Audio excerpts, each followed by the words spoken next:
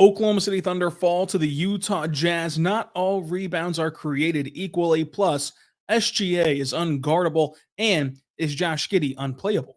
You are Locked On Thunder, your daily Oklahoma City Thunder podcast. Part of the Locked On Podcast Network, your team every day.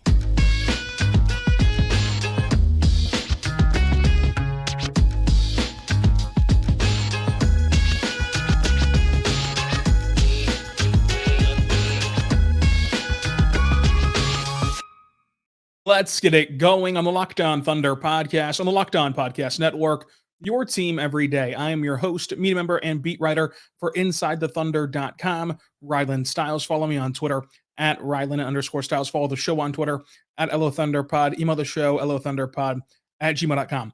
On today's show, we're diving into the Thunder's loss to the Utah Jazz. JDub returns and packs a punch. Chet Holmgren was aggressive. SGA was unguardable. And not all rebounds are created equally. Today's show is brought to you by our good friends over at Game Time. Go download that Game Time app, create your account, and use code LOCKEDON for $20 off your first purchase. So this game against Utah, the Thunder, of course, on the heels of a 2-overtime game on Sunday against Toronto. They come into this game pretty banged up, a very long injury report of a lot of questionable players who ended up playing. And, still feeling the impacts of that January stretch.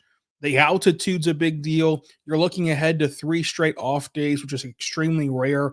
And no Isaiah Joe is really going to, of course, hurt the rotation anytime that he is out, and he missed this game again.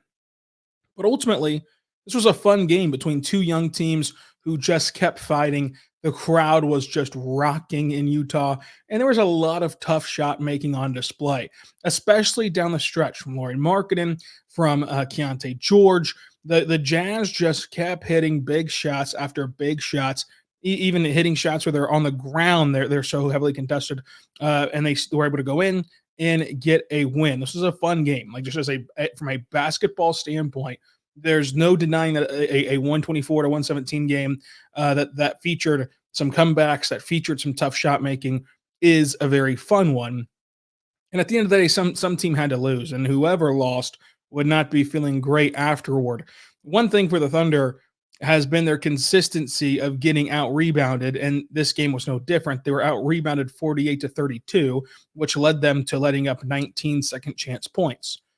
However, not all rebounds are created equally. This was not just a size problem. It was an effort problem. They lacked getting bodies on guys. They had multiple possessions where they're just standing there watching a long carom go to the Jazz, and even a couple rebounds where the Jazz got it on the floor, which by no means is size, and just being able to capitalize on the lack of energy or effort from the Thunder at times. Now, whenever you look at that, it sounds as though it's rebounding excuse making, but it's actually a deeper level into the rebounding problems. Because for the Thunder to make up for their lack of rebounding, they have to have all out maximum effort 82 times a year for 48 minutes. They cannot afford to give away those gimme rebounds, or else it will cost them in the end. And that is pretty unrealistic to expect a team to play perfectly. But if you can get close enough to perfect, along with the ways that the Thunder are able to create advantages by being small, they create them by causing chaos defensively, jumping the passing lanes and forcing turnovers, that they are able to do as a switchable defense because of how small they play.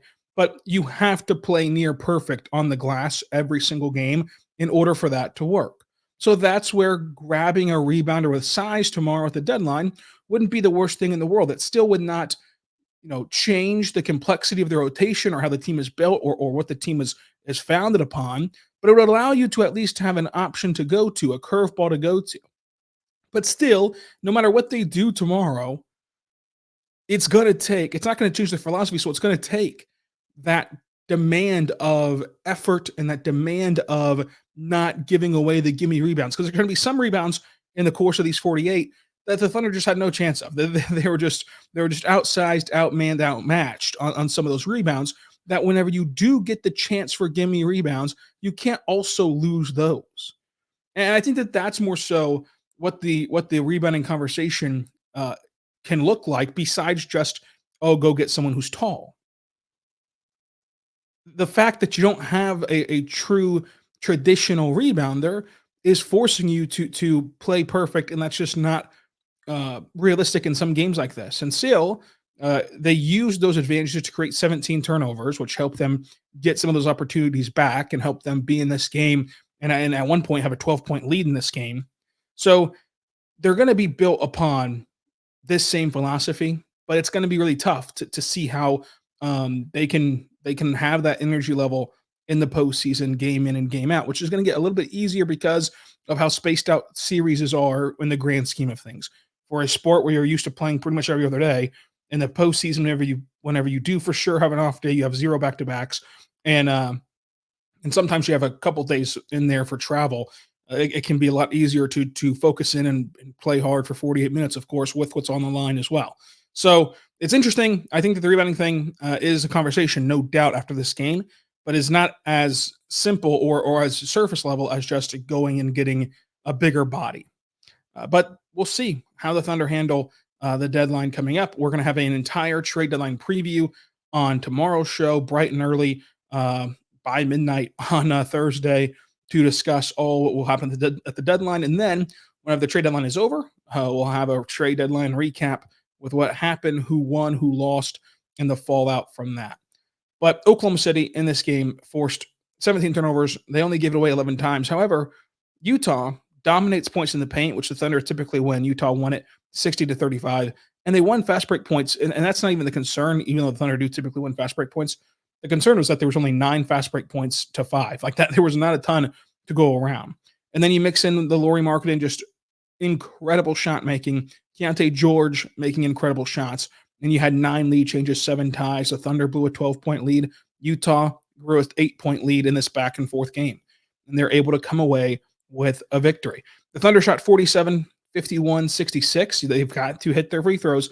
The free throws are going to kill any team anytime that you miss them. So when you look back on this game, it's going to be some of those effort rebounds that got away. It's going to be free throws that got away, which typically the Thunder hit at a high clip. And then that's how you lose a close game like this on the road. Meanwhile, Utah shot 51% from the floor, 40% from 3, and 90% at the charity stripe. So I don't think that there's anything really to change your opinion on the Thunder or change your opinion on what they're looking like. This was just a good basketball game. And sometimes you lose good basketball games, and there's nothing to reinvent the wheel about. There's nothing to write home about in the grand scheme of things. Now, individually, you can get into Josh Giddey playing 26 minutes, which we're going to. You can get into how good SGA played, which we're going to, and so on and so forth. So we're going to do that. Is Josh Giddey unplayable? What did it look like today against Utah, and more coming up? But first, I want to tell you right now, but our good friends over at eBay Motors. Check them out today at eBay Motors because they're awesome. They are what you want to get into because they have the passion, the drive, the patience, and it's going to help you bring home that winning trophy and make sure that you keep your ride or die alive. eBay Motors has everything that you want to maintain your vehicle and make sure it's in peak performance, from superchargers to roof racks to exhaust kits to LED headlights and more. Whether you're into speed, power, or style, eBay Motors has you covered. With over 122 million parts to choose from, your number one ride or die, you'll be able to find exactly what you're looking for at eBay's Guaranteed Fit. Your guaranteed part to fit your guaranteed ride. It'll make sure it fits every single time, every time you get your money back. With the eBay Motors Guaranteed Fit, you're going to be burning rubber, not cash. Check it out today with all the parts to choose from. It'll be easy to make sure that you get your MVP and your perfect fit for your ride. So keep your ride or die alive at eBay Motors. eBay Motors with the Guaranteed Fit is only available in U.S. For the U.S. customers. Eligible items only and exclusions to apply.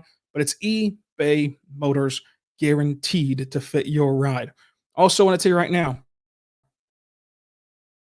about our good friends over at Prize Picks. Check out Prize Picks today at prizepicks.com/lockedonnba.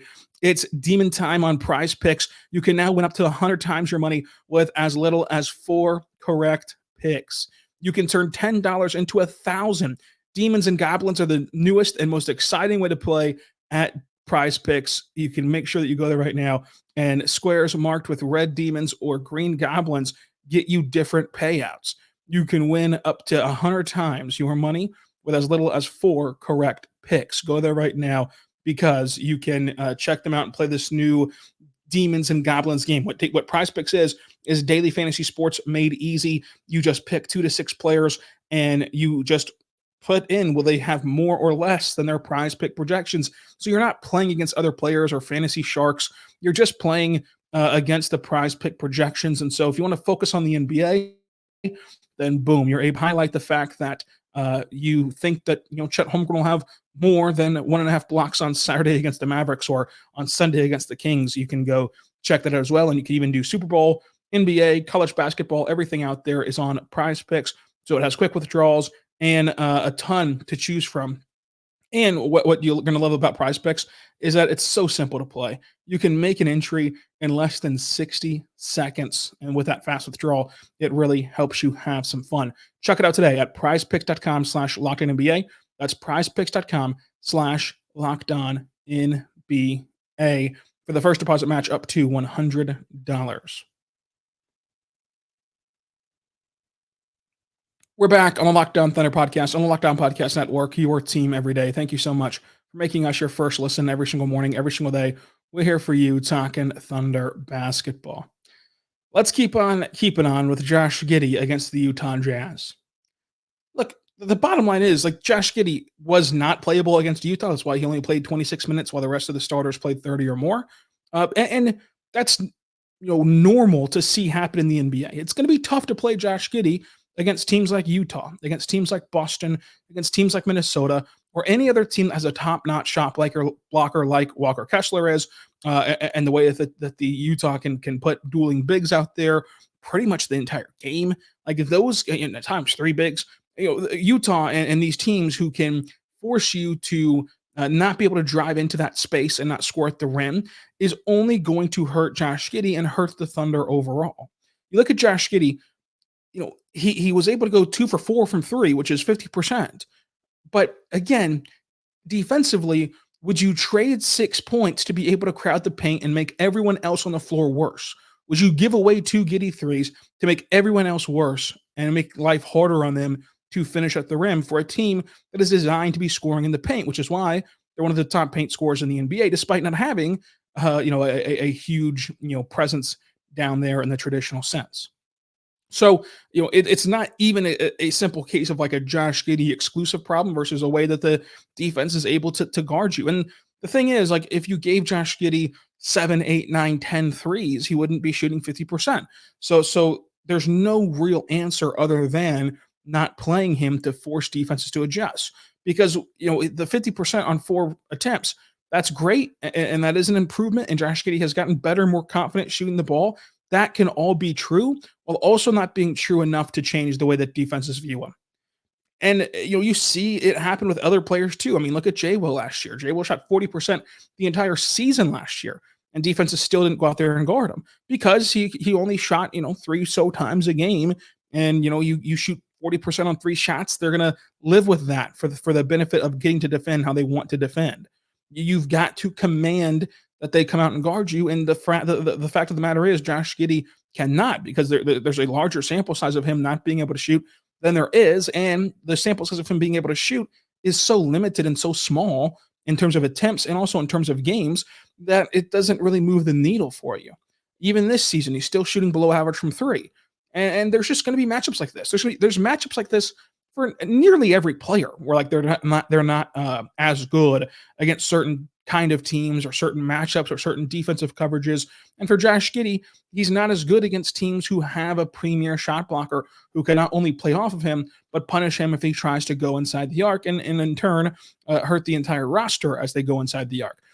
Against teams like Toronto, who don't have as good of a shot blocker and don't have as imposing of a threat down there, he's able to play really well and thrive really well against Toronto and against Portland and against these teams where he's been able to have success.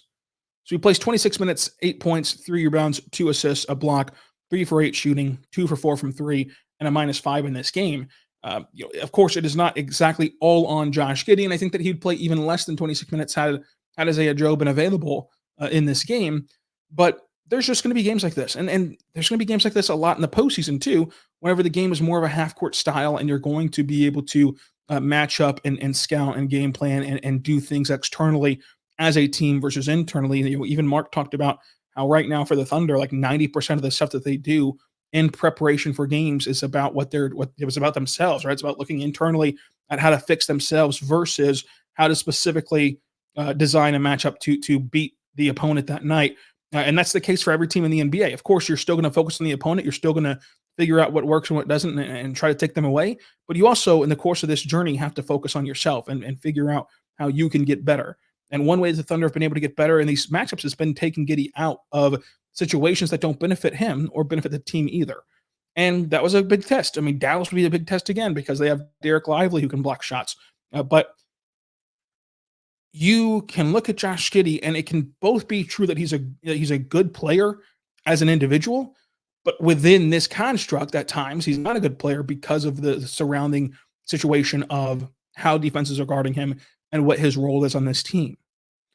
And I think that this is where it ends, is that the Thunder will not be able to play him against teams that have elite shot blockers. In important games and important stretches of games, he will not be able to play against top-tier presence at the rim, which is going to be what you run into a lot in the postseason. And so you take that for what it's worth. Now, SGA, on the other hand, I don't know how you stop SGA because he gets to his spots so well and so relentlessly. He's also unbelievably comfortable off balance. Like, look at how many shots he hits that are just these circus, theatric, off-balance shots that don't faze him at all.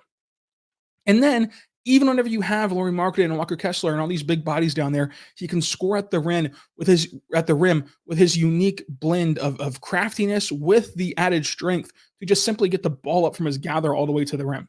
In the last 19 games, SGA is shooting 40% from three, which is on over 3 attempts per game. He can score at all 3 levels because we know what he can do in the mid-range. We know he's an elite shooter and scorer at the rim. And now with this 19-game sample size of him being a 40+% shooter from 3, it just unlocks so much more from him, which is why he is kind of one of the leaders in the MVP conversation. And I think he's the leader in the MVP conversation. The real only way to take away SGA is similar to what Toronto did, which is very hard to do. Toronto played aggressive basketball without fouling. And not just they didn't get the whistle called on them, but a lot of those possessions were not fouls, like which we talked about against the Raptors recap earlier this week. A lot of those possessions were not fouls, period. And so that's hard to do, though. That is almost impossible to do night in and night out. But even when you do that, his improved playmaking and ability to pick apart the advantage that you give him by double teaming him leads to a career high 14 assists and a win on Sunday, even down 2 of his better rotational pieces around him in JDub and Isaiah Joe in that game. So he just becomes one of those unguardable players in the NBA. 28 points, 4 rebounds, 7 assists, a steal, a block, 2 for 3 from 3, 50% from the floor for SGA. Also going to talk about JDub, who returned to this game. 26 points, 5 rebounds, 5 assists, a steal, 3 for 6 from 3, 55% from the floor, a couple big step backs, a massive coast-to-coast slam, and some really good defense. He brought the energy. He brought the intensity in this game, which the Thunder needed in those 3 that he missed. Just a massive fourth quarter from him. He has a knack for making winning plays late when it matters. And I think that JDub showed you exactly his value, both whenever he was out, and the Thunder did lack a scoring threat with a secondary unit at times, and now whenever he returns, and you see even, independent of the rest of the roster in terms of their production, just looking at him being that vocal leader, that energy, emotional leader for this team, you can see where they really, really missed that in previous games. And they still were able to manage those games incredibly well. I mean, to miss him and get 3 wins without JDub, no matter who you play. I know one of them was Charlotte and one of them was Toronto, but still, that is very, very good for this Thunder team to manage, even whenever you get hit with some rough injury luck, because the Thunder have been one of the healthiest and best injury luck teams in the NBA, and the injuries that they have hit, Joe and JDub, they've gotten 3 wins without JDub, and they've only had a loss now without Isaiah Joe against Utah, which I think that Isaiah Joe, would have turned the tide. Now that's just based upon his ability to create a spark on defense his ability to soar in for rebounds, which we've kept track of all year long. And then also, of course, there's 3-point shooting. So, there's a whatever percent shot that he's on or off from beyond the arc against Utah. But if he was on from beyond the arc against Utah, then you'd be really talking and really cooking with Isaiah Joe turning the tide in this game, but he did not play. What's good for Isaiah Joe is that, the Thunder are going to be off all the way till Saturday afternoon in Dallas. So that can hopefully help him be on the mend and help get him back into the fold. We'll talk more about this game against Utah, plus the deadline coming up on today's show. But first, I want to say right now about our good friends over at Game Time. Go check out Game Time today because they're going to be one of the best options for you. The Game Time is where you need to go right now. You want to know why? Because you're looking for tickets to the big game, whether that is the big game in Vegas, whether that is the big game in Dallas on Saturday, whether that's the big game in Oklahoma City on Sunday. You're going to want to get tickets to these massive events. And you shouldn't have to worry about where or how or when to buy your tickets to the next game. Game Time is the fastest and easiest way to buy tickets to all sports, music, comedy, and theater events near you. You can get their killer last-minute deals, all-in prices, views from your seat, and the best prices guaranteed at Game Time. And you can really take the guesswork out of buying your tickets. I think that the best possible use for Game Time, in my experience, has been looking around the NBA. And you can really see how you can implement this into your daily life as an NBA fan. How many times in the past have you been around Oklahoma City, wanted to go to the Thunder game, but, Shai's questionable, LeBron's questionable, AD's questionable. Are they going to play? Do I want to go to this game if they're not going to play? You can wait until it's official if they will or won't play, and then purchase your last-minute tickets, lowest prices guaranteed at Game Time. So check them out today at Game Time because sometimes, you just don't want to deal with the stress of ticket purchasing, and they take that stress away at Game Time. They have the deals right for you, even up to the start of the event, even an hour after it starts at times. That's where you can find the best places to find the last-minute seats at Game Time. So go download the Game Time app, create your account, use code LOCKEDON for $20 off your first purchase. Terms and conditions apply. Again, create your account, redeem code LOCKEDON for $20 off your first purchase. Go download the Game Time app for last-minute tickets, lowest prices guaranteed. We're back on the Locked On Thunder podcast, on the Locked On Podcast Network, your teams every day. Chet Holmgren was awesome against the Utah Jazz. 20 points, 8 rebounds, 3 assists, 3 steals, 4 blocks, 4 for 6 from 3, 61% from the floor. He is the first rookie ever to have 3 games of 3+ three-pointers made and blocks in a single game. Wow. He was aggressive from the jump tonight. 5 rebounds. The first 5 points of the game were his. He took 3 of the first 4 shots for the Thunder, and he really made his presence felt defensively in a game where defense was at a premium and stops were at a premium. I mean, anytime that you are giving up 124 points, clearly every stop's going to matter. And so for him to annihilate some shots at the rim, for him to deter opportunities and create havoc where it leads to steals and it leads to deflections and it leads to loose ball recoveries, like those are massive for Oklahoma City. And Chet was there again, right in the thick of things and helping the Thunder stay afloat in this game and have a chance to win it down the stretch. Obviously, they came a bit short. Ousmane Dieng looked much more confident, and we've seen him develop at such a high rate in the G League. And I've been talking about his G League development, and it's not been seen at the NBA level yet. But he's really improved defensively in the G League. He's really improved as a rim finisher in the G League, as a more aggressive player and playing with more offensive force in the G League, a career high in dunks, top of the line rims finishing numbers right now in the G League, and then just overall more confident, assertive player in the G. That's not been the case in the NBA so far until Utah, where he looked much more, assertive and more confident in his game. And so what was more encouraging in all this was that he went 2 for 2 from 3, despite shooting poorly in the G League. So think about it this way. Shooting 28% in the G League is not going to give you a ton of confidence, obviously, and especially whenever you can, factor in that is his swing skill, and that's what's going to be sort of a defining stat for him, frankly, is the catch and shoot numbers which are not good in the G League right now. That'll be a defining stat for him in terms of his NBA career, at least in Oklahoma City. And it's easy whenever things aren't going right to get down, but his work is relentless. I mean, you watch him pregame warming up and all that he does to try to get better at catch and shoot opportunities, and watching him in the G League, watching him in the NBA. He puts the work in. He's developed and gotten better. And to have the confidence to just take those shots without a hitch, without a hesitation, it worked out. He went 3 for 3 from the floor, 2 for 2 from 3. And you see it, with other players. Whenever you hesitate and you have the open crease, it just throws everything out of whack. And so you cannot afford to be hesitant if you're on the NBA floor. And Ousmane Dieng had been hesitant in the past. In this game, he was very good, and he played good basketball. He played it on both ends. He was able to mix it up defensively and put his nose in things, which helped him generate in 10 minutes a steal and a block on the defensive end.